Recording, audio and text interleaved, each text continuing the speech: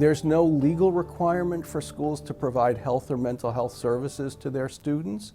Colleges do it because it's the right thing to do and because it's prudent.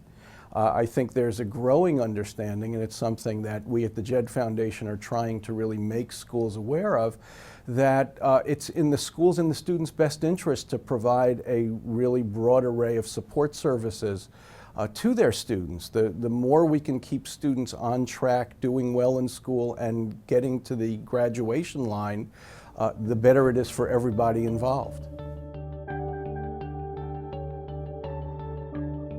One of the big challenges in providing services is that most schools actually provide these services for free.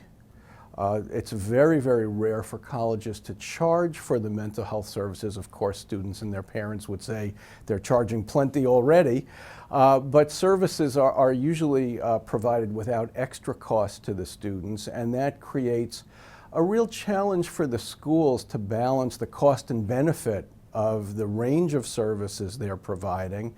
The other challenge is that in the 18 to 25-year-old age group, many people have had either no experience with health or mental health care. People who've had experiences as teens often haven't had the greatest experiences because they've often actually been forced into treatment or sent to treatment outside of their own will. So getting the people who need treatment into the system is often a very, very significant challenge. And then it's a challenge for the system to have the resources, the personnel, the number of clinicians and visits in order to take care of everybody who needs care. The one thing we do know is that college students drink more alcohol than their non-college attending 18 to 25-year-old cohort.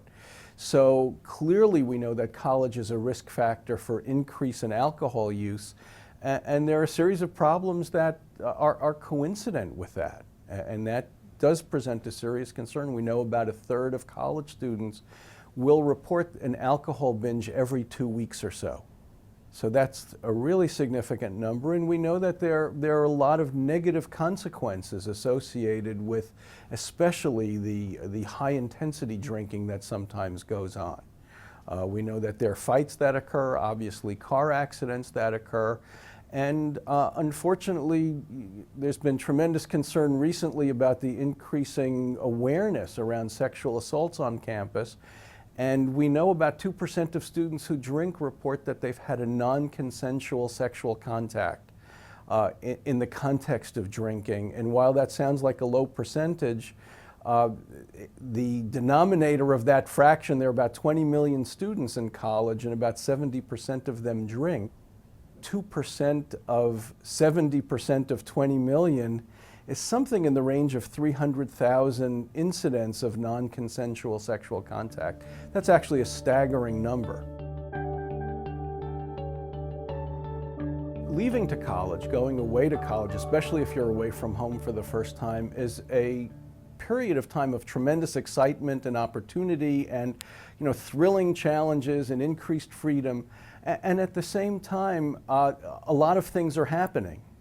It may be the first time you've actually been or spent time or lived away from home for any significant period of time.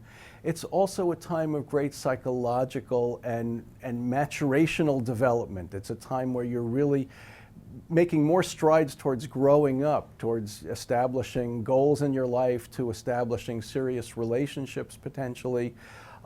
There's a lot happening in your brain, and there's a lot happening outside of you in your life, and a lot of decisions and changes to contend with.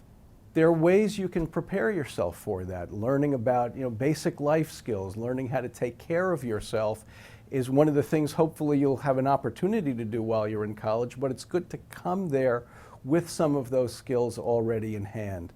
A lot of these challenges can sometimes reflect themselves in increased levels of anxiety or depression. If you're feeling worried about yourself, if you're feeling different, if you're feeling that things are changing in some way that's making you uneasy, at almost any school that you're attending, there are support services and help available. There's a counseling service. You can find out about it almost inevitably on the school's website. If you're in school housing, there are RAs who can help you get connected. There are people in student services in the Dean of Students office who can help you get connected to support and care.